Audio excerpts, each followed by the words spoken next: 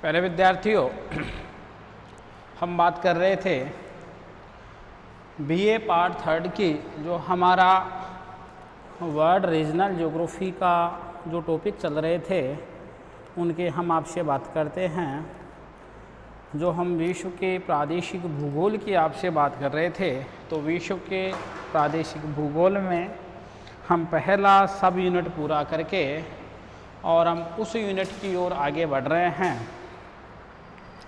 जो एक सब यूनिट हमारे पास में कंप्लीट हो गया था और दूसरा सब यूनिट हमने प्रारंभ कर दिया था। हम यूरोप के बारे में चर्चा कर रहे थे। जो यूरोप वाला यानी विशेषताएं हैं, भौतिक विशेषताएं हैं, अपवाह तंत्र की विशेषताएं हैं, इसके अलावा खनिजों के बारे में है, वहाँ का जनसंख्या है, जन संसाधन है, आदि के बारे में हम चर्चा कर रहे थे आपसे। देखिए, हम आज आपसे बात करते हैं जो बीए पार्ट 3 है उसे बीए पार्ट जो 3 का टॉपिक है, जो हमारा भूगोल है,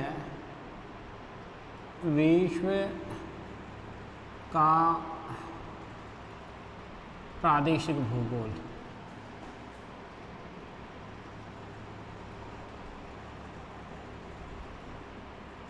यानी विश्व हम प्रादेशिक भूगोल की आपसे बात कर रहे हैं। वर्ल्ड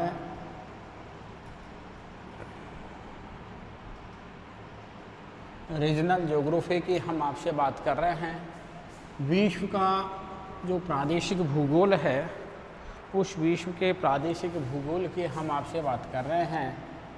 यदि हम विश्व के प्रादेशिक भूगोल की आपसे बात करें, तो विश्व प्रादेशिक भूगोल में हम आपसे चर्चा कर रहे थे यूरोप की। हम आपसे बात कर रहे हैं यूरोप, और यूरोप में बात कर रहे थे हम किसके? अपवाह तंत्र की। किसकी बात कर रहे थे हम आपसे? हम आपसे बात कर रहे थे यूरोप के अपवाह तंत्र की। किसकी बात कर रहे थे? हम यूरोप के अपवाह तंत्र की आपसे बात कर रहे थे कि यूरोप का जो अपवाह तंत्र है, इसके बारे में हम आपसे, यानी यूरोप ड्रेनेज सिस्टम के बारे में हम आपसे चर्चा करें कि यूरोप का जो ड्रेनेज सिस्टम है, इसके बारे में हम आपसे जिक्र करते हैं कि जो यूरोप महाद्वीप है, इस यूरोप महाद्वीप के स्थल खंड पर बहने वाली जो नदियां हैं, हम उन नदियों की आपसे बात कर रहे हैं कि इन नदियों का जो पानी है वो कौन से तंत्र की ओर यानी प्रवाहित होता है। क्या अटलांटिक महासागर की ओर जाता है, क्या आर्कटिक महासागर की ओर जाता है, क्या भूमध्य सागर की ओर जाता है, क्या कैस्पियन सागर की ओर जाता है, और क्या काला सागर में जाता है या फिर काला सागर में जाता है। हम उसकी आपसे बात कर रहे हैं प्यारे विद्यार्थियों कि इन नदियों का पानी किस ओर प्रवाहित होता है, प्रवाह की जो दिशा है, डायरेक्शन है, वह प्रवाह की दिशा क्या है। हम इसकी आपसे बात करना चाह रहे थे, इसके बारे में हम आपसे चर्चा कर रहे हैं। तो यही आज का जो हमारा टॉपिक है, इसके बारे में हम आपसे चर्चा कर रहे हैं। देखिए, यदि इसके बारे में हम आपसे चर्चा करें, तो देखिए,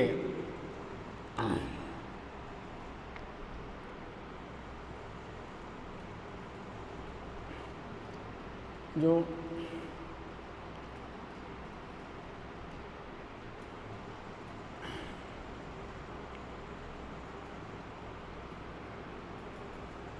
यानी 3 का जो हमारे पास में मैटर आ रहा है, हम इसकी बात कर रहे हैं आपसे। देखिए कि एशिया महाद्वीप का जो स्थल खंड है, यदि एशिया महाद्वीप के स्थल खंड की यदि हम आपसे बात करते हैं, तो एशिया महाद्वीप की नदियों में, यानी जो एशिया महाद्वीप है, इस एशिया महाद्वीप के स्थल खंड पर प्रवाहित होने वाली जो नदियां हैं, यदि मैं उन नदियों की आपसे बात करूं तो इन नदियों में जल की क्या रही है, इन नदियों में जल की बहुलता रही है, क्या रही है, यानी एशिया महाद्वीप में प्रवाहित होने वाली, यूरोप महाद्वीप की मैं बात कर रहा हूँ, यूरोप महाद्वीप में बहने वाली जो नदियाँ हैं उन नदियों के बारे में मैं आपसे चर्चा कर रहा हूँ। यूरोप महाद्वीप के स्थल खंड पर प्रवाहित होने वाली जो नदियाँ हैं उन नदियों में जल की बहुलता रही है। किसकी बहुलता रही है? जल की बहुलता रही है। यदि मैं इसके पीछे का कारण देखूं कि ऐसा क्यों हुआ है, ऐसा क्यों हुआ, क्योंकि यूरोप महाद्वीप का जो अधिकांश भाग है वह अधिकांश भाग पछवा पवनों के मार्ग में स्थित है। किससे, यानी कहाँ स्थित है? पछवा पवनों के मार्ग में पड़ता है, या पछवा पवनों का जो प्रवाह क्षेत्र है उसमें यूरोप महाद्वीप का अधिकांश जो भाग है वह यूरोप महाद्वीप का अधिकांश भाग यानी उस क्षेत्र के अंतर्गत आता है। इस कारण से यूरोप महाद्वीप के स्थल खंड पर प्रवाहित होने वाली जो नदियां हैं उन नदियों की यदि मैं आपसे बात करूं तो उन नदियों का जो पानी है, यानी इन नदियों का जो पानी है, यह पानी की, यानी ये नदियां इतने पानी की बहुलता रखती हैं, इन पवनों का, यानी इन जो वेस्टर्लीज हैं इन पवनों का इतना प्रभाव पड़ता है यहाँ की नदियों की में जल की मात्रा पर, यानी नदियों की जल की मात्रा पर इतना प्रभाव पड़ता है कि इन नदियों में हमेशा ही पानी बराबर बना रहता है। कभी भी पानी की मात्रा में क्या नहीं आती है, कभी भी पानी की मात्रा में कमी नहीं आती है। जब पानी की मात्रा में कमी नहीं आती है तो हम ये कह सकते हैं कि यहाँ पर जो नदियाँ बह रही हैं जिस भी तंत्र की वो नदियाँ हैं, चाहे वह अटलांटिक तंत्र की नदियाँ हो, चाहे वह भूमध्य सागरीय तंत्र की नदियाँ हो, चाहे वह कैस्पियन सागरीय तंत्र की नदियाँ हो, चाहे वो आर्कटिक सागरीय तंत्र की नदी, वो महासागरीय तंत्र की नदियाँ हो, वह अपने पानी को जहाँ भी उड़ेलती या जहाँ भी लेकर के जाती हैं तो उन नदियों में पानी की मात्रा क्या नहीं होती है, पानी की मात्रा कम नहीं होती है। तो हम आपको ये कह सकते हैं कि इस प्रकार की जो स्थितियाँ बन रही हैं या इस प्रकार की स्थितियाँ जो पैदा होती हैं, यदि मुख्य रूप से हम आपसे बात करते हैं कि इस प्रकार की स्थितियों के होने के बाद भी इस प्रकार की जो कंडीशन बनी है, यदि इस प्रकार की कंडीशन के पीछे यदि हम आपसे बात करें तो इस प्रकार की कंडीशन के पीछे यहाँ की नदियाँ यूरोप महाद्वीप के स्थल खंड पर जो भी नदियाँ प्रवाहित होती हैं उनमें जल की विशाल क्या होती है, मात्रा होती है, जिसके पीछे यूरोप महाद्वीप का स्थल खंड का अधिकांश भाग का पछवा पवनों के क्षेत्र में पड़ना।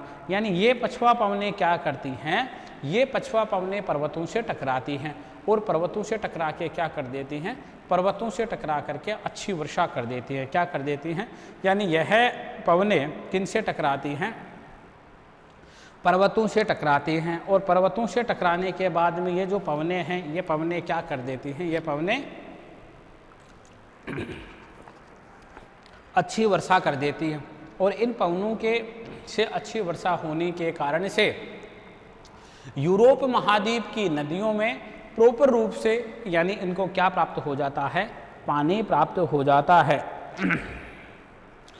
यानी यूरोप के अपवाह तंत्र की यदि हम महत्वपूर्ण विशेषता की बात करते हैं तो यूरोप के जो अपवाह तंत्र की महत्वपूर्ण विशेषता है कि यूरोप महाद्वीप में प्रवाहित होने वाली जो नदियां हैं वह नदियां पर्वतों के समानांतर ही चलती हैं, यानी पर्वतों के पैरेलल ही चलती हैं, उन्हीं के समानांतर चलते हैं। ये सबसे बड़ी विशेषता है यूरोप महाद्वीप की नदियों की। यदि हम यूरोप महाद्वीप की नदियों की आपसे बात करते हैं तो जो यूरोप महाद्वीप की नदियां हैं वो किसके समानांतर चलती हैं, वह है पर्वतों, यानी यूरोप महाद्वीप में प्रवाहित होने वाली जो नदियां हैं वह पर्वतों के समानांतर बहती हैं। देखिए, यानी यूरोप महाद्वीप की जो नदियां हैं, यदि हम यूरोप महाद्वीप की नदियों की बात करें तो यूरोप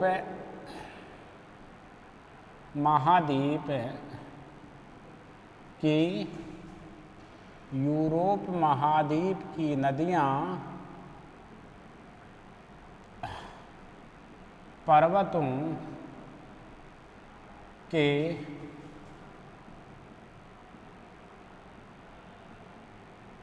समानांतर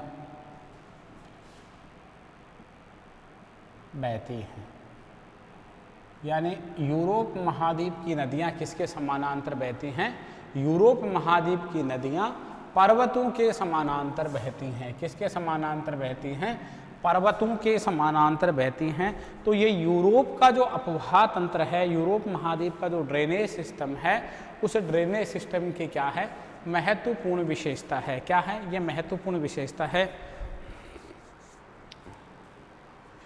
यानी ये महत्वपूर्ण विशेषताओं में हम शामिल करते हैं इसको, जो आपका यूरोप महाद्वीप है। यदि मैं इस यूरोप महाद्वीप की आपसे बात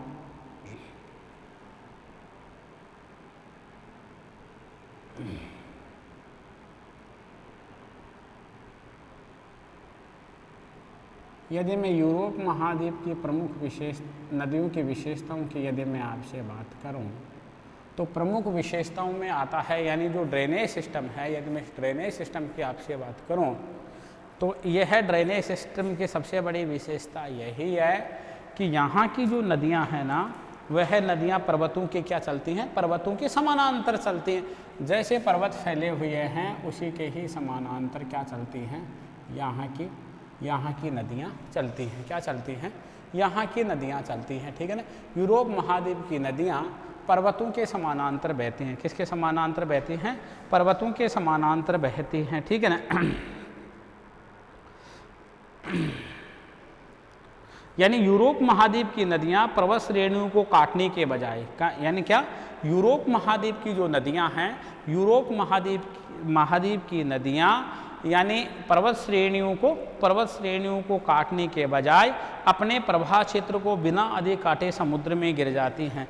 यानी यूरोप महाद्वीप की जो नदियां हैं ना, तो हम ये कह सकते हैं कि यूरोप महाद्वीप की नदियों के द्वारा यानी जो पर्वत श्रेणियां हैं, यानी नदियां पर्वत श्रेणियों को काटने के बजाय या अपने प्रवाह मार्ग को काटने के बजाय वह नदियां पानी को समुद्र में ले जा करके और उड़ेल देती हैं। तो हम ये कह सकते हैं जो यूरोप महाद्वीप की नदियां हैं, यदि हम उन यूरोप महाद्वीप की नदियों की आपसे बात करते हैं, तो यूरोप महाद्वीप में प्रवाहित होने वाली जो नदी क्रम है या जो अपवाह तंत्र है, उस अपवाह तंत्र की जो नदियां हैं, वह नदियां एक तो पर्वत श्रेणियों को काटने के बजाय यानी इरोजनल प्रोसेस बहुत कम करती हैं पर्वत श्रेणी को काटने के बजाय, या उनका जो प्रवाह क्षेत्र होता है यानी नदियों का जो बेसिन होता है, यानी उस प्रवाह क्षेत्र को काटने के बजाय वह नदियां अपने पानी को कहाँ ले जाती हैं? वह नदियां अपने पानी को सीधे समुद्र में ले जाती हैं। समुद्र में ले जाके उन नदियों के द्वारा उस पानी को क्या कर दिया जाता है? उस पानी को उड़ेल दिया जाता है। यानी यूरोप महाद्वीप की जो नदियां हैं वो सीधे यानी अपने पानी को समुद्र में ले जाती हैं। यानी यूरोप महाद्वीप की जो अधिकांश नदियां हैं, यदि मैं यूरोप महाद्वीप की अधिकांश नदियों की मैक्सिमम में रिवर्स की बात करूं आपसे, अधिकांश नदियां यानी कहाँ से निकलती हैं? यानी आल्प्स या मध्य पर्वतों से अधिकांश नदियां आल्प्स या मध्य पर्वतों से निकलती हैं। देखिए, यानी यूरोप महाद्वीप की जो अधिकांश नदियां हैं, देखिए आप, यूरोप महाद्वीप की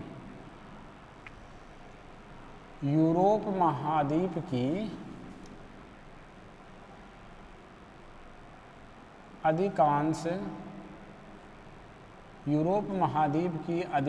नदियां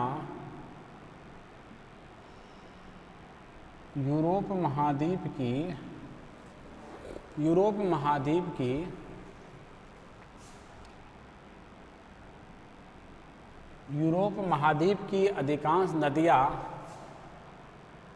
आल्प्स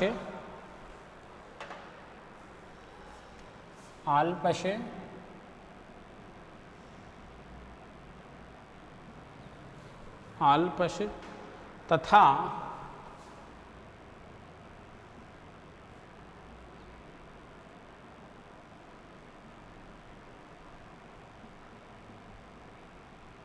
पर्वतों से क्या होती हैं? निकलती हैं। देखिए, यानी यूरोप महाद्वीप की अधिकांश नदियाँ आल्प्स तथा मध्य पर्वतों से निकलती हैं। कहाँ से निकलती हैं? एक तो आल्प्स पर्वत से तथा मध्य पर्वतों से निकलती हैं। कौन सी नदियाँ? यानी जो यूरोप महाद्वीप की अधिकांश नदियाँ हैं, अर्थात यूरोप महाद्वीप की जो अधिकांश नदियाँ या तो निकलती हैं कहाँ से? या तो निकलती हैं आल्प्स पर्वत से, तथा शेष नदियाँ कहाँ से निकलती हैं? शेष नदियाँ मध्य पर्वतों से निकलती हैं। जो यूरोप स्थलीय खंड के जो मध्य वाला भाग है, यानी उस मध्य वाले भाग से जो पर्वत श्रेणियाँ हैं, वहाँ से ये नदियाँ क्या करती हैं? निकलती हैं।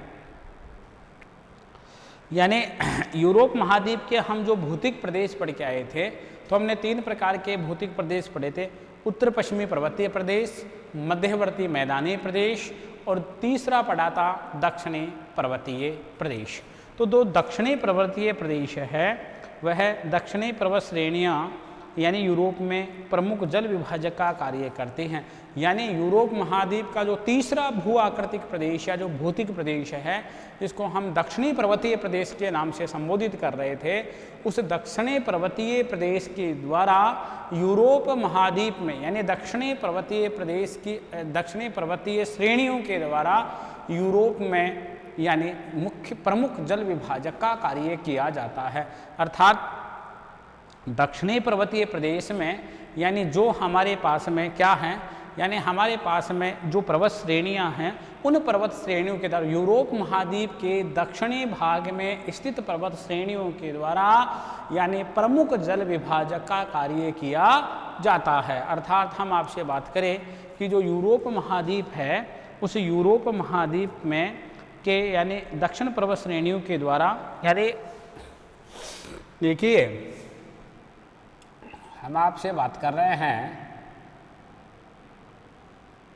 यूरोप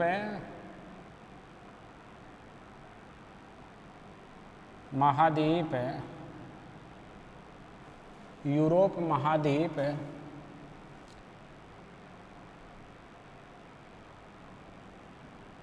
की दक्षिण पर्वत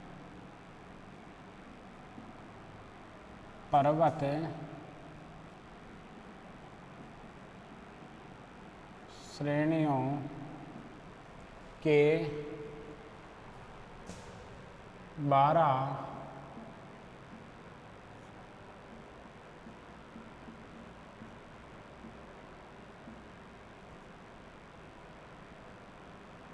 जल विभाजक का कार्य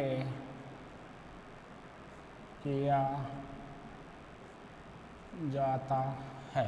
देखिए, हम आपसे बात कर रहे हैं किसकी? हम बात कर रहे हैं आपसे कि यूरोप महाद्वीप की दक्षिण पर्वत श्रेणियाँ, कौन सी? यूरोप महाद्वीप की दक्षिण पर्वत श्रेणियों, यूरोप महाद्वीप की दक्षिण पर्वत श्रेणियों के द्वारा जल विभाजक का कार्य किया जाता है। अर्थात हमने यूरोप महाद्वीप को 3 भू आकृतिक प्रदेशों में विभाजित किया था। जो तीसरा हमारे पास में यूरोप महाद्वीप का भू आकृतिक प्रदेश था, दक्षिणी पर्वत श्रेणियाँ, जिसमें हम पिछली कक्षा में बात कर रहे थे, जिसमें विभिन्न प्रकार की पर्वत श्रेणियाँ थी, जिसमें पीरेनीज थी, जिसमें बाल्कन था, जिसमें शेरा नेदर था, जिसमें कार्पेथियन था, जिसमें काकेशस पर्वत श्रेणियाँ थी।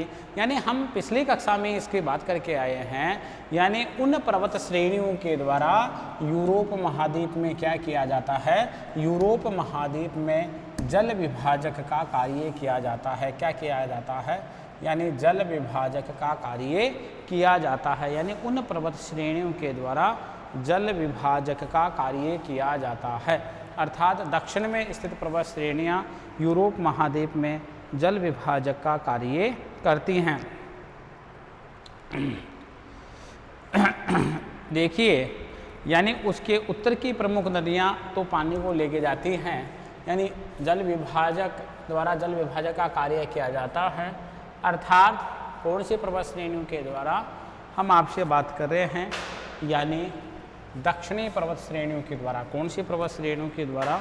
यदि हम आपसे बात करें, ये जो दक्षिणी पर्वत श्रेणियाँ हैं, मैं इनकी आपसे बात कर रहा हूँ कि दक्षिणी जो पर्वत श्रेणियाँ हैं उनमें पर्वत श्रेणियों की आपसे बात कर रहा हूँ।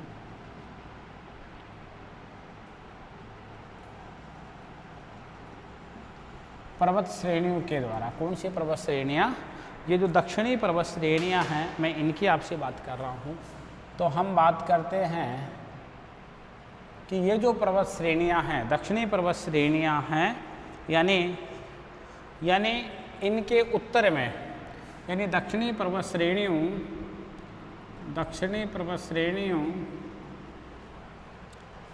के उत्तर की नदियाँ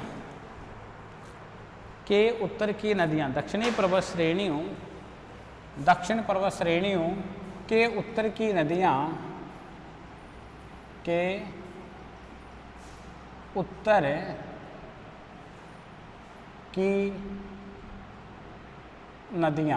यानी दक्षिणी पर्वत श्रेणियों के उत्तर की नदियाँ तो अपने पानी को कहाँ लेकर के जाती हैं?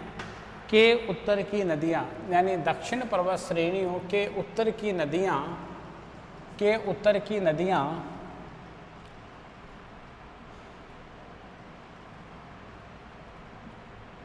अपने जल को कहाँ लेके जाती हैं? जल को अटलांटिक महासागर में। कौन से महासागर में लेके जाती हैं? अटलांटिक महासागर में लेकर के जाती हैं। हम बात करते हैं दक्षिण पर्वत श्रेणियों के उत्तर की नदियां अपने जल को अटलांटिक महासागर में तथा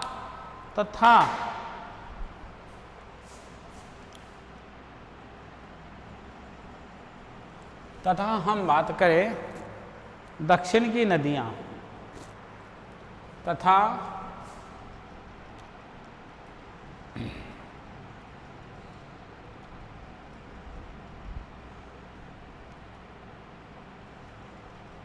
के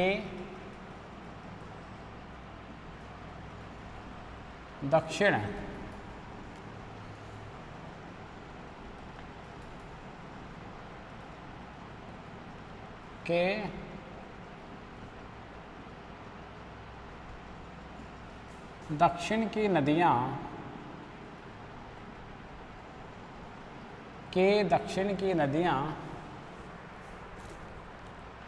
अपने जल को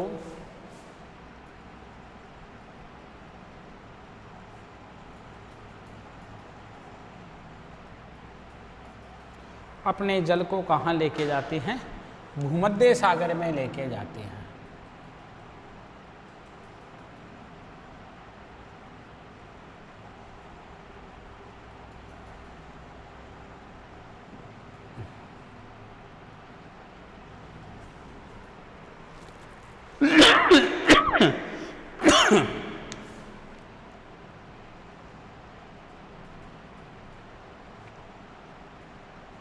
भूमध्य सागर में लेकर के जाती हैं। देखिए आप, भूमध्य सागर में लेकर के जाती हैं।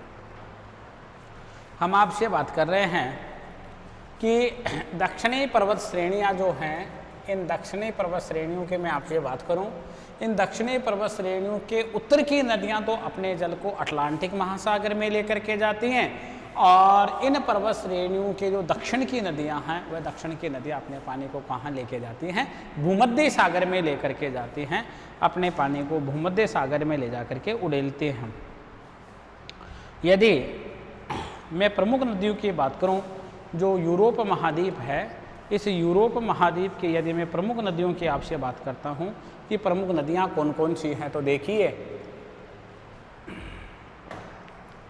यदि यूरोप महाद्वीप है और इस यूरोप महाद्वीप की जो प्रमुख नदियां हैं उनमें मैं बात करूं, राइन नदी है, सीन नदी है, डेन्यूब है, एलब नदी है, विशुला है, ओडर है, इसी के साथ साथ वोल्गा है, इसी के साथ साथ हम बात करें नीपर है, निस्टर है, डोनेत्स है, आदि प्रमुख नदियां हैं। यानी ये आदि प्रमुख नदियां कहाँ पर बहती हैं?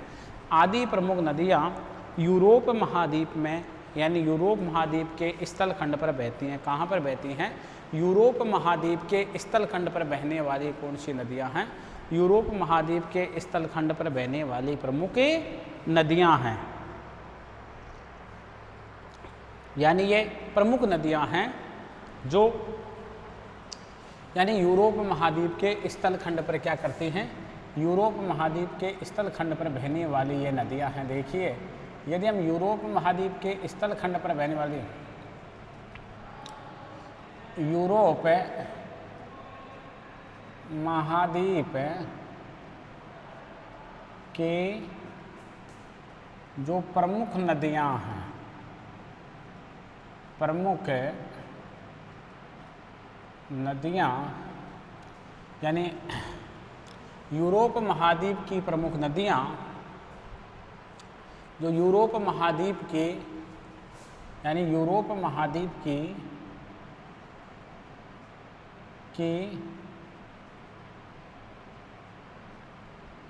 प्रमुख नदियां, किसकी बात कर रहे हैं? यूरोप महाद्वीप की हम बात कर रहे हैं प्रमुख नदियों की। तो हम यूरोप महाद्वीप की प्रमुख नदियों की यदि हम आपसे बात करें तो देखिए, यूरोप महाद्वीप की जो प्रमुख नदियां आती हैं उनकी हम आपसे बात कर लेते हैं। प्रमुख नदियों में आ रही है राइन नदी है, सीन नदी है, टेम्स नदी है, एलब नदी है,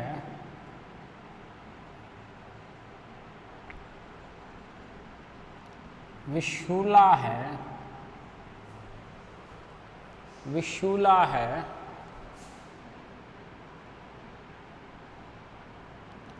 ओडर है, डोनेत्स है।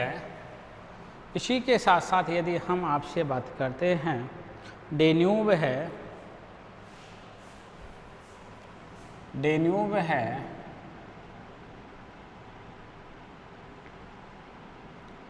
वह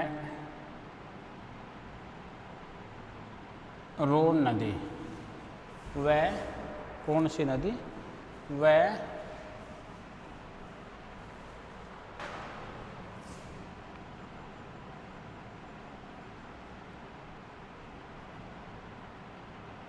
रोन नदी आदि प्रमुख कौन से महाद्वीप की नदियां हैं? आदि प्रमुख यूरोप महाद्वीप की हमारे पास में क्या है? आदि हमारे पास में यूरोप महाद्वीप की प्रमुख नदियों में शामिल होती हैं। कौन सी नदियों में शामिल होती है? यूरोप महाद्वीप की कौन सी नदियां? यह प्रमुख नदियां हैं। हम आगे आपसे बात करें, जो यूरोप महाद्वीप है उस यूरोप महाद्वीप की नदियों की यदि हम आपसे बात करते हैं कि एक स्थल खंड पर प्रवाहित होने वाली नदियां यानी अपने ढाल के अनुसार ही बहती हैं। यानी स्थल खंड कोई भी हो सकता है, यूरोप हो सकता है, एशिया हो सकता है, उत्तरी अमेरिका हो सकता है, दक्षिण अमेरिका हो सकता है, ऑस्ट्रेलिया हो सकता है, कोई भी स्थल खंड हो सकता है। यानी एक स्थल खंड पर ढाल के अनुसार ही नदियां बहती हैं। यानी उस स्थल खंड का स्लोप जिस ओर होगा उत्तर से दक्षिण की ओर है, पूर्व से पश्चिम की ओर है, या उत्तर से पश्चिम की ओर है, या उत्तर से दक्षिण की ओर है, जिस ओर भी उस स्थल खंड का स्लोप होगा उसी ओर नदियों का क्या हो जाएगा? पानी का प्रवाह प्रारंभ हो जाएगा। तो हम बात करते हैं कि यूरोप महाद्वीप में यानी नदियों को निम्नलिखित श्रेणी में विभाजित कर सकते हैं। यानी यूरोप महाद्वीप की नदियों का प्रवाह क्रम के अनुसार, यानी प्रवाह क्रम के अनुसार यूरोप महाद्वीप की जो नदियां हैं उन नदियों का विभाजन देखिए। हम बात करें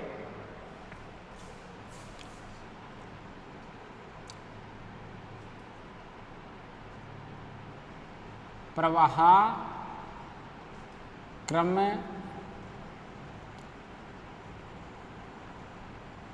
के अनुसार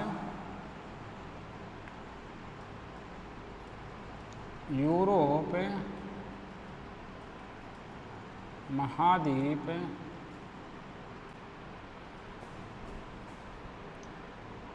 की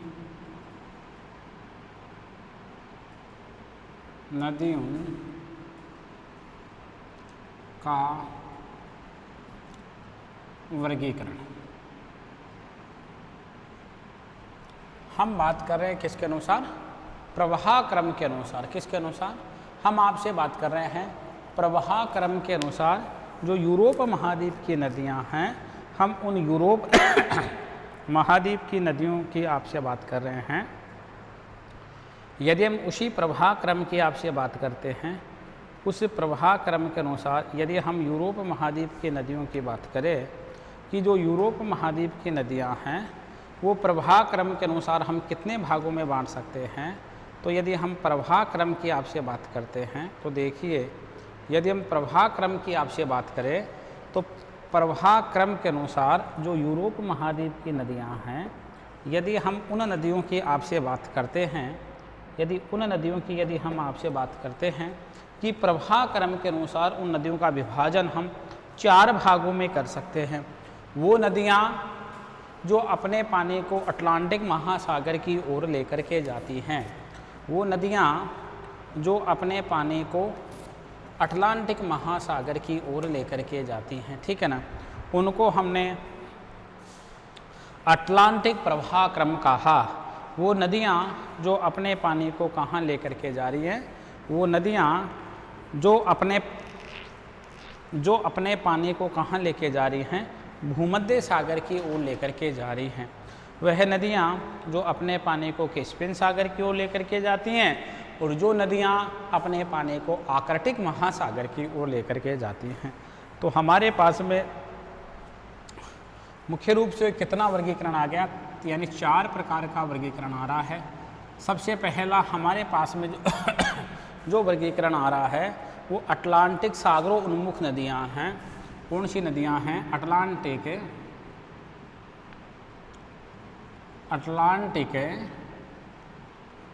सागरों उन्मुख नदियां। सागरों उन्मुख हम किसकी बात कर रहे हैं? हम नदियों की बात कर रहे हैं। सागरों उन्मुख नदियाँ कौन सी नदियाँ? यानी अटलांटिक सागरों उन्मुख नदियाँ। जो एक नंबर का जो क्रम आ रहा है, नंबर 2 का जो क्रम है हमारे पास में, यदि 2 वाले क्रम की हम बात करते हैं तो आप 2 वाला क्रम देखिए। 2 वाला क्रम आता है भूमध्य सागरों उन्मुख नदियाँ।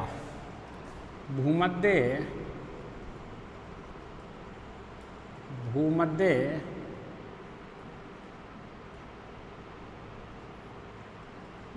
सागरों उन्मुख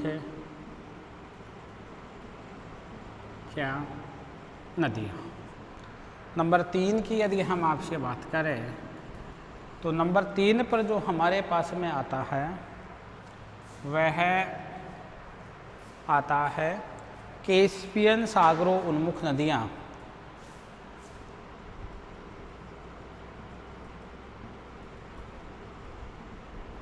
कैस्पियन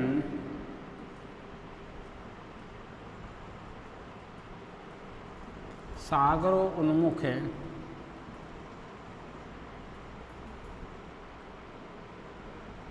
नदियाँ। नंबर 4 की यदि हम आपसे बात करें तो नंबर 4 पर आता है आर्कटिक सागरों उन्मुख नदियाँ। कौन सी? आर्कटिक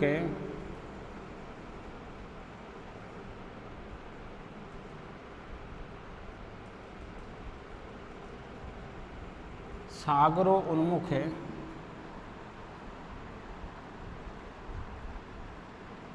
नदियाँ। आर्कटिक सागरों उन्मुख नदियाँ। कौन सी नदियाँ? आर्कटिक सागरों उन्मुख नदियाँ।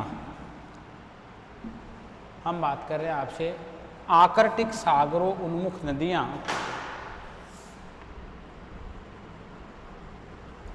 आर्कटिक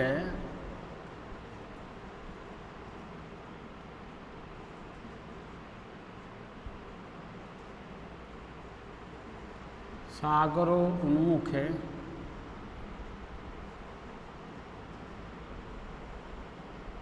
नदियाँ। कौन सी नदियाँ? आर्कटिक सागरोन्मुख नदियाँ। ठीक है ना। देखिए हमारे पास में 4 प्रकार का क्रम आ गया है। एक क्रम तो हमारे पास में कौन सा आया? एक क्रम तो हमारे पास में आ रहा था, कौन सा क्रम है? एक क्रम तो आया अटलांटिक सागर, यानी ऐसी नदियाँ जो अपने पानी को अटलांटिक सागर की ओर लेकर के जाते, अपने जल को, यानी जिन नदियों के द्वारा अपने जल को अटलांटिक सागर की ओर ले जाया जाता है, उन नदियों को हमने कहा अटलांटिक सागर उन्मुख नदियाँ। दूसरा, जो नदियाँ अपने पानी को मेडिटेरियन सी में लेकर के जाती है, भूमध्य सागर में लेकर के जाती है, उनको कहा हमने यानी भूमध्य सागरों उन्मुख नदियाँ। जो नदियाँ अपने पानी को कैस्पियन सागर में लेकर के जाती हैं, उनको हमने कहा यानी कैस्पियन उन्मुख नदियाँ। कौन सी नदियाँ? यानी कैस्पियन सागरों उन्मुख नदियाँ। और जो नदियाँ अपने पानी को उत्तरी ध्रुव महासागर में लेकर के जाती हैं, आर्कटिक सागर में लेकर के जाती हैं, उन नदियों को हमने कहा आर्कटिक सागरों उन्मुख नदियाँ। कौन सी नदियाँ? आर्कटिक सागरों उन्मुख नदियाँ। हम सबसे पहले आपसे बात करते हैं कौन से की? हम बात करते हैं अटलांटिक सागरों उन्मुख नदियाँ। कौन सी नदियाँ? अटलांटिक सागरों उन्मुख नदियों की हम आपसे बात करते हैं कि नंबर 1 का जो हमारे पास में वर्गीकरण है, इस नंबर 1 के वर्गीकरण की हम आपसे बात कर लेते हैं। जो 1 नंबर का वर्गीकरण हमारे पास में आ रहा है, देखिए यदि हम इस वर्गीकरण की आपसे बात करें तो यह वर्गीकरण हमारे पास में आता है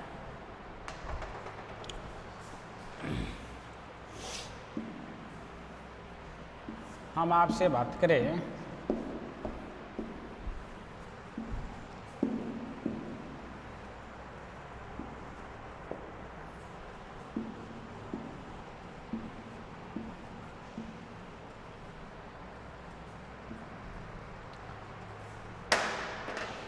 नंबर 1 है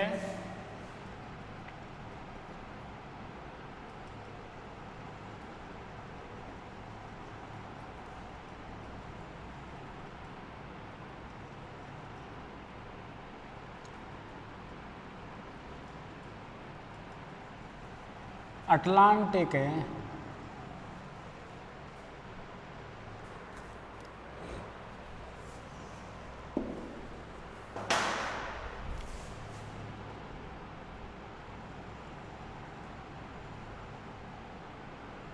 अटलांटिक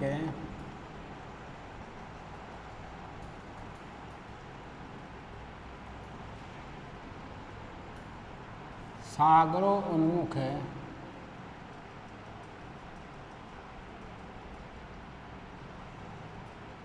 नदियाँ।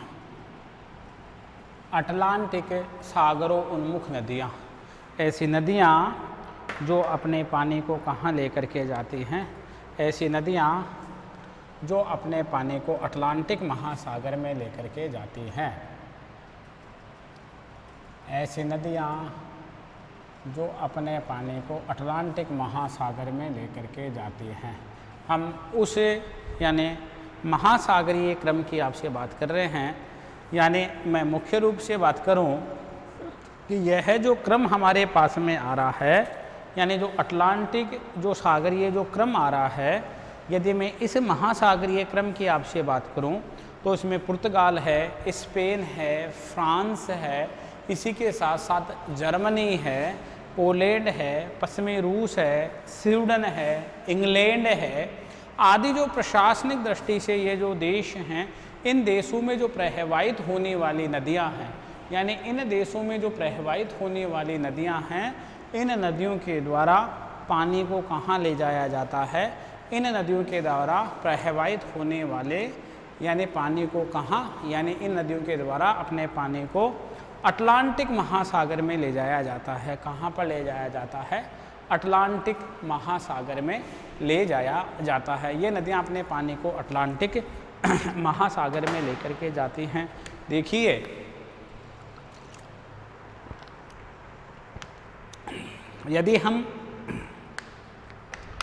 इस क्रम की आपसे बात करते हैं। जो अटलांटिक सागर की ओर अपने पानी को लेकर के जाने वाली नदियां हैं, देखिए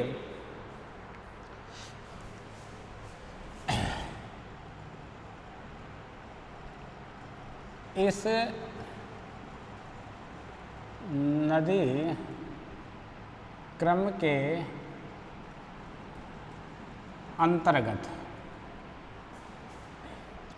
इस नदी क्रम के अंतर्गत यदि हम बात करते हैं, इस नदी क्रम के अंतर्गत, इस नदी क्रम के अंतर्गत हम आपसे बात करें,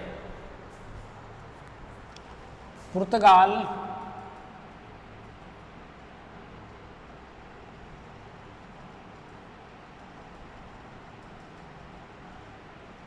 स्पेन, फ्रांस,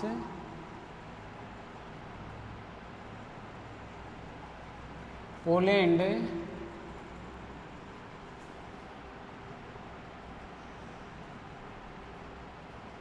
जर्मनी, देखिए आप, यानी इसके अंतर्गत जो आ रहे हैं, पुर्तगाल आ रहा है, स्पेन, फ्रांस, पोलैंड, जर्मनी, पश्चिमी रूस, स्वीडन,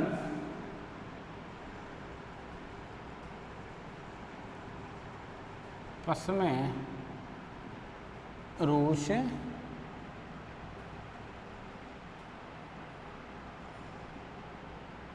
स्वीडन,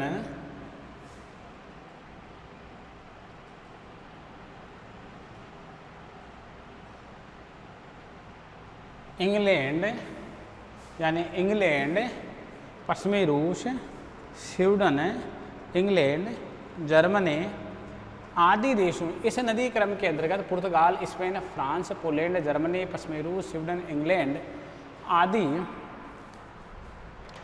आदि देशों में जो नदियां प्रवाहित होती हैं, आदि देशों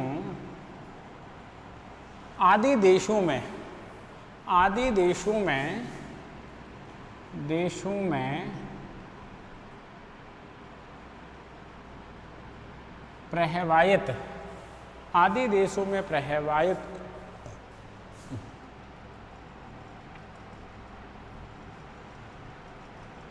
होने वाली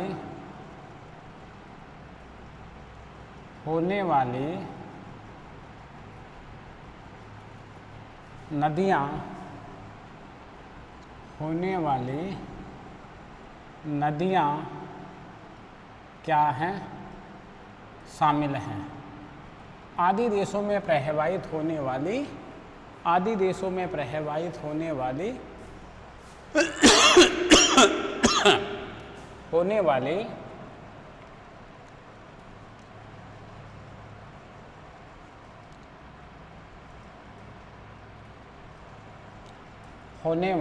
नदियाँ शामिल हैं। कौन सी नदियाँ शामिल हैं? आदि देशों में प्रवाहित होने वाली नदियाँ शामिल हैं। कौन सी नदियाँ? पुर्तगाल है, स्पेन है, इसी के साथ साथ फ्रांस है, पोलैंड है, जर्मनी है, पश्चिमी रूस है, स्वीडन है, इंग्लैंड आदि देशों में जो नदियां प्रवाहित होती हैं वह अपने पानी को अटलांटिक महासागर में लेकर के जाती हैं। कहाँ लेके जाती हैं? आदि नदियां अपने पानी को अटलांटिक महासागर में लेकर के जाती हैं। यानी इस अपवाह क्रम की जो नदियां हैं, इस अपवाह क्रम की नदियां अपने पानी को उत्तरी अटलांटिक महासागर तथा आंतरिक सागरों में लेकर के जाती हैं। कहाँ लेकर के जाती हैं? इस क्रम की जो नदियां हैं ना, इस क्रम की नदियां यानी अपने पानी को कहाँ पर लेके जाती हैं? यानी उत्तरी अटलांटिक महासागर, यानी कहाँ लेके जा रही हैं? इस क्रम की जो नदियां हैं वह अपने पानी को उत्तरी अटलांटिक में लेके जा रही है। कहाँ? यानी उत्तरी अटलांटिक व उत्तरी अटलांटिक व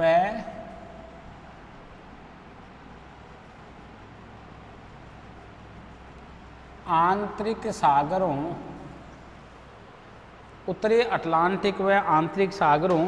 अब आंतरिक सागर में हमारे पास में देखिए, एक तो हमारे पास में उत्तरी सागर और दूसरा बाल्टिक सागर।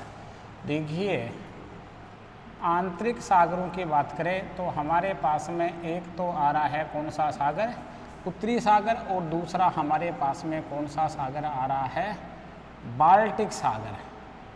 कौन सा सागर, बाल्टिक सागर। यानी उत्तरी अटलांटिक व आंतरिक सागरों में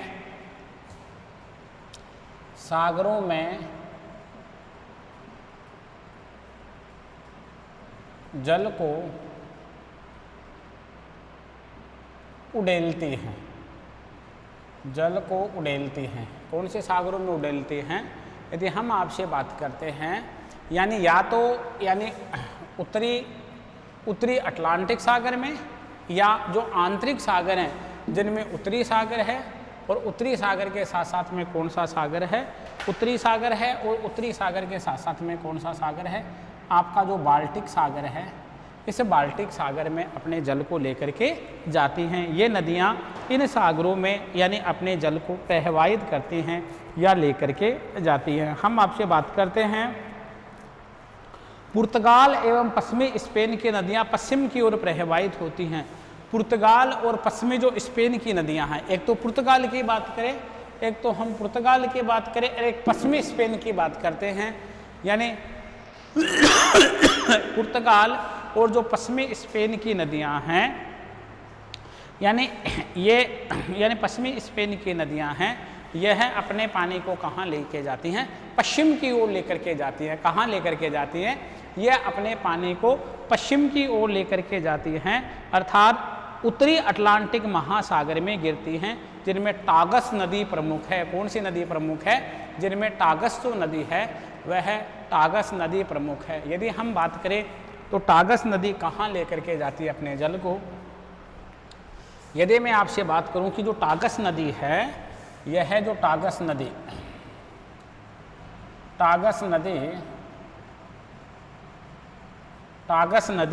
यदि मैं टागस नदी की बात करूं, टागस नदी जो पुर्तगाल व पश्चिमी स्पेन में क्या होती है, प्रवाहित होती है, अपने जल को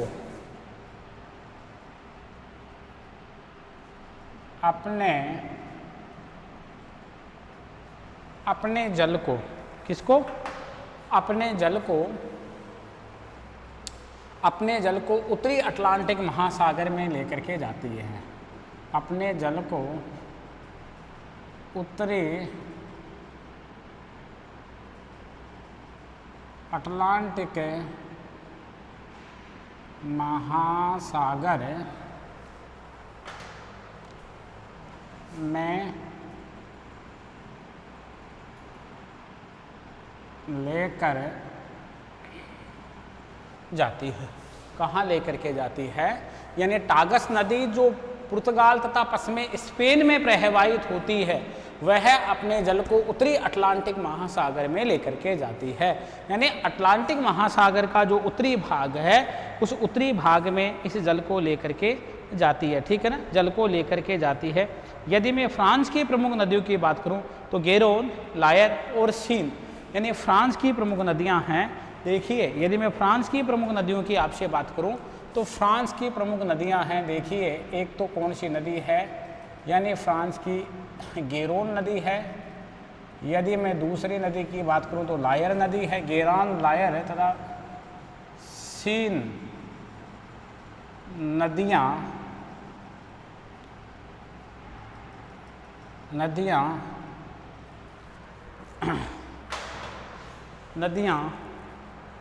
जो फ्रांस की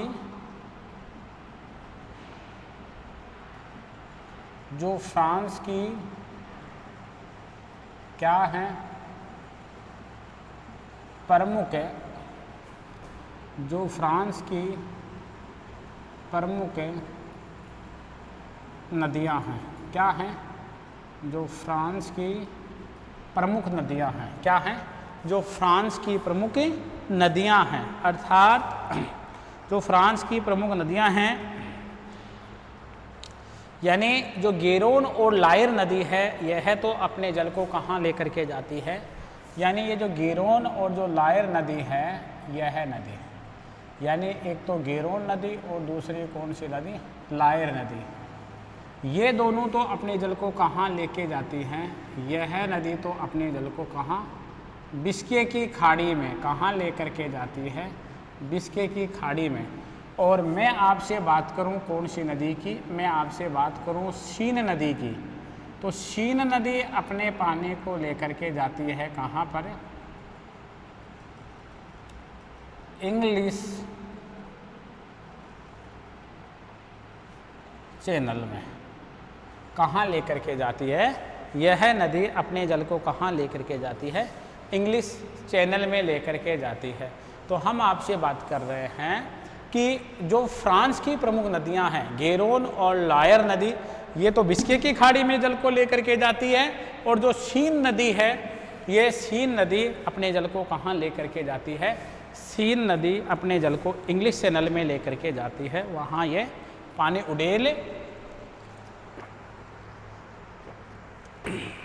उड़ेल देती हैं। ठीक है ना? यानी जो लायर नदी है, ये फ्रांस की सबसे लंबी नदियों में शामिल है। कौन सी नदी? यानी ये जो लायर नदी है, यह फ्रांस की सबसे लंबी नदियों में शामिल है। यानी जो फ्रांस है, यूरोप महाद्वीप का जो प्रमुख स्थिति रखे हुए देश है, यानी उसकी यदि सबसे लंबी नदी की बात करूं तो वह लायर नदी है। यदि इस नदी के मैं लंबाई की बात करूं तो 1015 किलोमीटर इस नदी की लंबाई है। कौन सी नदी की लंबाई? यदि मैं लायर नदी की लंबाई की बात करूं तो लायर नदी की लंबाई 1015 किलोमीटर है, फ्रांस की सबसे लंबी नदी है। और लायर नदी का जो उद्गम होता है वो आर्डेज पर्वत से होता है। यदि मैं आपसे बात करूं कौन सी नदी की? लायर नदी का, इसकी बात कर रहा हूँ मैं आपसे, उद्गम की। लायर नदी का उद्गम कौन से पर्वत से होता है? यानी लारडेज पर्वत से। कौन से पर्वत से उद्गम होता है? यानी जो लायर नदी है ना, इस लायर नदी का उद्गम, कौन सी नदी का उद्गम? लायर नदी का जो उद्गम होता है वह उद्गम लारडेज पर्वत से होता है। कौन से पर्वत से होता है? लारडेज पर्वत से होता है। यानी इस नदी का जो उद्गम होता है वह लारडेज पर्वत से होता है। अगली नदी की मैं बात करूं कि शीन नदी। कौन सी नदी? ये शीन नदी जिसके बारे में हम आपसे बात कर रहे हैं। यदि शीन नदी की मैं बात करूं, जो शीन नदी हमारे पास में आ रही है, देखिए यदि हम शीन नदी की आपसे बात करते हैं तो जो बरगंडी उच्च भूमि है, यानी जो बरगंडी उच्च भूमि है, वहाँ से इसका उद्गम होता है। बरगंडी उच्च भूमि से क्या होता है? बरगंडी उच्च भूमि से क्या होता है? उद्गम होता है। यानी बरगंडी उच्च भूमि से क्या होता है? उद्गम होता है। ठीक है ना? यानी जो पेरिस नगर है ना, पेरिस नगर है, यानी पेरिस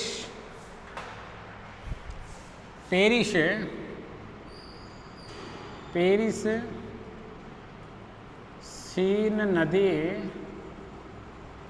के तट पर बसा हुआ है। यानी पेरिस की यदि मैं आपसे बात करूं तो पेरिस कौन से नदी के तट पर बसा हुआ है? पेरिस शीन नदी के तट पर बसा हुआ है।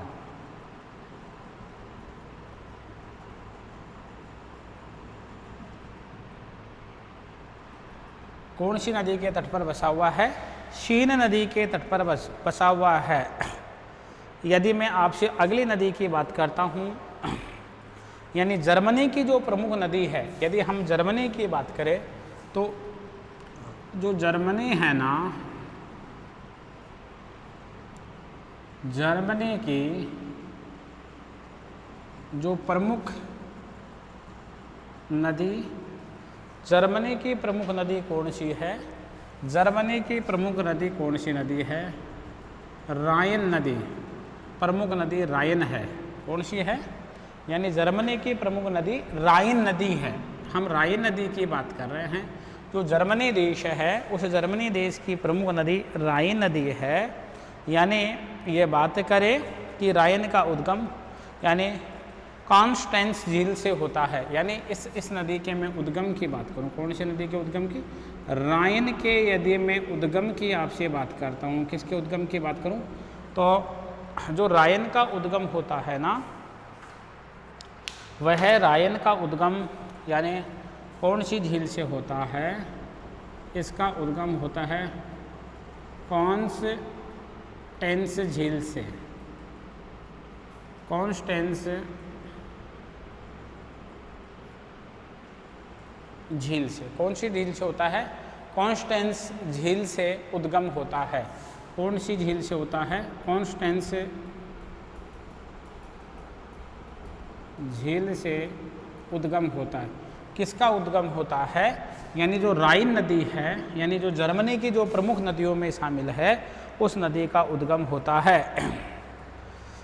यानी जो नीदरलैंड है, तो नीदरलैंड के जो यानी जो रोटरडम है, यानी रोटरडम बंदरगाह भी है, महत्वपूर्ण बंदरगाहों में शामिल है। यदि मैं नीदरलैंड की बात करूं आपसे, देखिए यानी जो आपका रोटरडम है, क्या है? जो आपका रोटरडम है, रोटरडम है यानी रोटरडम, देखिए रोटरडम, मैं कहाँ की आपसे बात कर रहा हूँ? मैं आपसे नीदरलैंड की बात कर रहा हूँ। रोटरडम यानी रोटरडम, रोटरडम के समीप क्या के समीप कौन से सागर में गिर जाती है?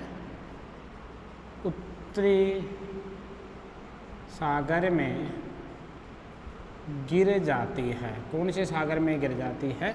उत्तरी सागर में गिर जाती है। किसके नज़दीक गिर जाती है? यदि मैं आपसे बात कर रहा हूँ रोटरडम के समीप कौन सी नदी? राइन नदी कौन से सागर में गिर जाती है? यानी उत्तरी सागर में गिर जाती है। और जो प्रमुख बोन नगर है, यानी जो प्रमुख बोन शहर है, कौन सा शहर? बोन शहर। मैं आपसे बात करूं, जो प्रमुख बोन शहर है, देखिए बोन शहर है, बोन शहर है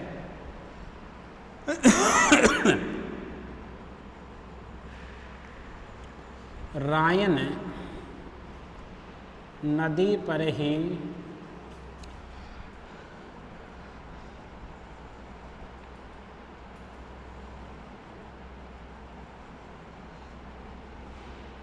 बसा हुआ है। कहाँ पर बसा हुआ है? यानी कहाँ पर बसा हुआ है?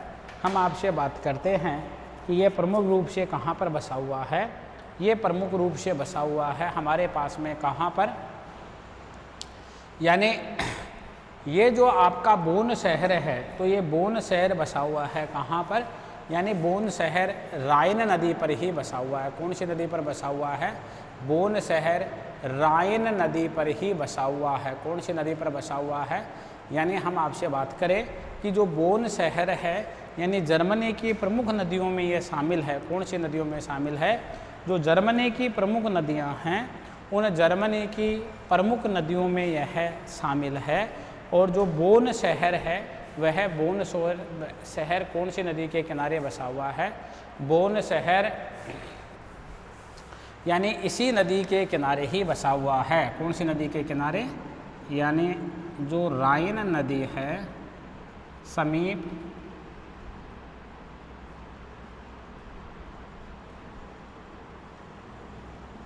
उत्तरी सागर में गिर जाती है। कौन से सागर में गिर जाती है? यानी उत्तरी सागर में गिर जाती है। ठीक है ना। आगे हम बात करते हैं, अगली जो हमारे पास में आती है आपका जो पोलैंड है, यानी पोलैंड है, यानी जो ओडर और जो विशुला नदियां हैं, किसकी बात करें हम आपसे बात करते हैं ओडर नदी की, और ओडर के साथ साथ हम आपसे बात करते हैं कौन सी नदियों की? हम ओडर के साथ साथ आपसे बात करते हैं विशुला नदियों की। देखिए, एक तो ओडर नदी जो यानी पोलैंड की प्रमुख नदियां हैं। कहाँ की नदियां हैं? ओडर और विशुला नदियां जो पोलैंड की प्रमुख नदियां हैं। कहाँ की? पोलैंड की जो प्रमुख नदियां हैं, यानी ओडर और विशुला। देखिए, एक तो हम आपसे बात करते हैं ओडर नदी के, ओडर एवं कौन सी नदियाँ? विशुला। ओडर एवं विशुला। एक तो हम आपसे किसकी बात कर रहे हैं? एक तो हम आपसे बात कर रहे हैं ओडर नदी की, और ओडर नदी के साथ साथ हम आपसे बात कर रहे हैं कौन सी नदी की? यानी विशुला नदी की। ये दोनों ही पोलैंड उच्च भूमि से निकलती हैं। कहाँ से निकलती हैं? ये पोलैंड की जो उच्च भूमि है ना, उस पोलैंड की उच्च भूमि से यह नदियाँ निकलती हैं। ठीक है ना। और ये वहाँ से निकलने के बाद में, ये नदियाँ जब वहाँ से निकलती हैं, तो वहाँ से निकलने के बाद में यदि मैं इन नदियों की आपसे बात करूँ कि ये जो नदियाँ जब वहाँ से निकलती हैं, तो वहाँ से निकल कर के ये नदियाँ आगे बढ़ती हैं और ये उच्च भूमि से निकलती हैं, और ये बहती हुई कहाँ गिर जाती हैं? यह है बाल्टिक सागर में जाकर के गिर जाती हैं। कहाँ पर गिर जाती हैं? यह नदियाँ बाल्टिक सागर में जाकर के गिर जाती हैं। ओडर एवं विशुला, यानी ओडर एवं विशुला नदियाँ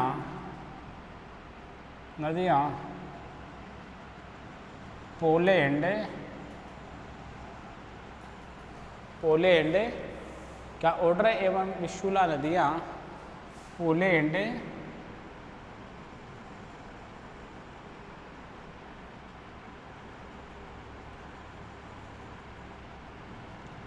उच्च भूमि से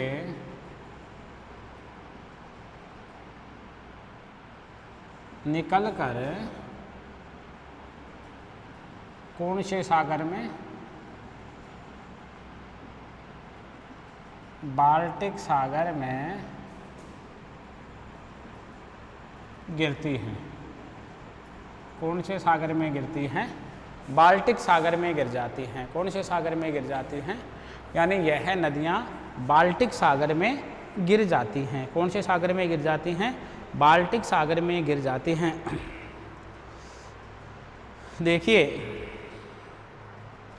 जो इंग्लैंड है, इंग्लैंड के दक्षिणी भाग में कोट्सवोल्ड पर्वत, यानी इंग्लैंड है, हम बात कर रहे हैं आपसे इंग्लैंड की। इंग्लैंड का कौन सा भाग? इंग्लैंड का कौन सा भाग? दक्षिणी भाग। अर्थात इंग्लैंड का कौन सा भाग? दक्षिणी भाग। इंग्लैंड का जो दक्षिणी भाग है ना, इस इंग्लैंड के मैं दक्षिणी भाग की बात कर रहा हूँ, तो इंग्लैंड के दक्षिणी भाग में कोट्सवोल्ड पर्वत है। कौन सा पर्वत है? कोट्सवोल्ड पर्वत है। उस में के दक्षिणी भाग में कोट्सवोल्ड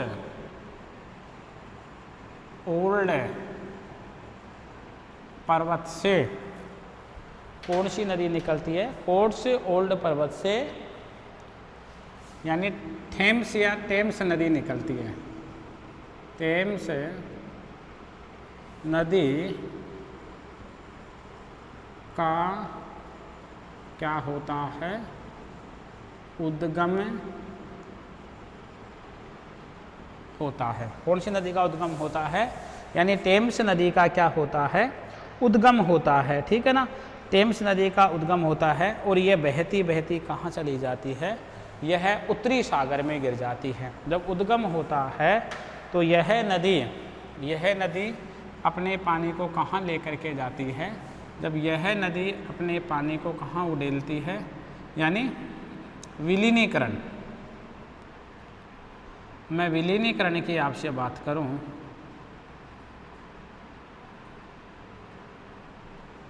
यानी जो विलीनीकरण है, मैं विलीनीकरण की आपसे बात करूं तो विलीनीकरण कहाँ हो जाता है, कौन से सागर में हो जाता है? उत्तरी सागर में। यानी कौन सी नदी का मैं आपसे बात कर रहा हूँ? थेम्स नदी की। थेम्स नदी के मैं आपसे बात कर रहा हूँ। ये कहाँ चली जाती है? यह यानी मुख्य रूप से हम आपसे बात करें, ये उत्तरी सागर अपने पानी को उड़ेल देती है। और जो इंग्लैंड का लंदन शहर है, यानी जो लंदन शहर है, लंदन इसी नदी के किनारे बसा हुआ है। यानी लंदन क्या? लंदन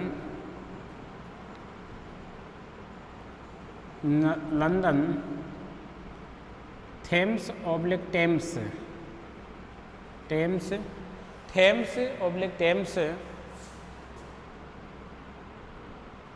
नदी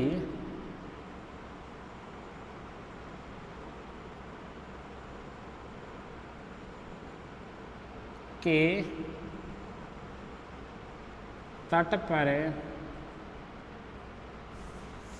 बसा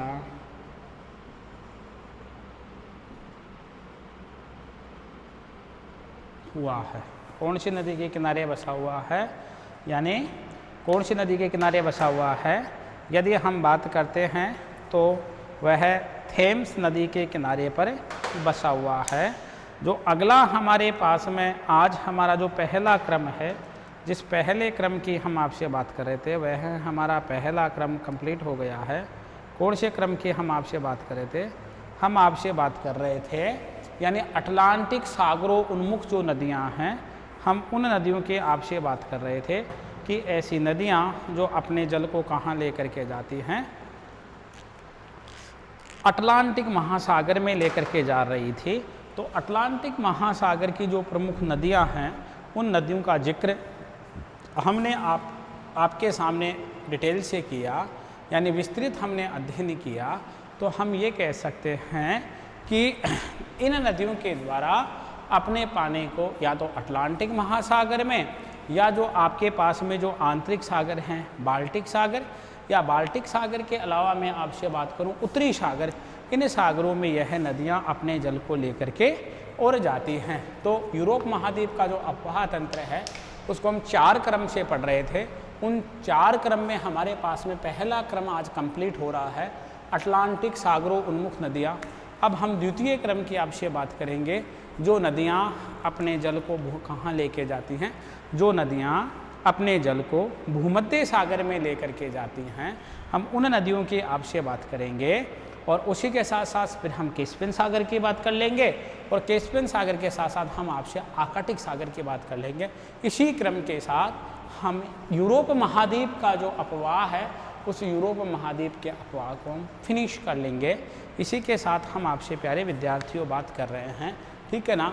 तो ये जो महत्वपूर्ण नदियां हैं उनकी हमने आज आपसे बात की है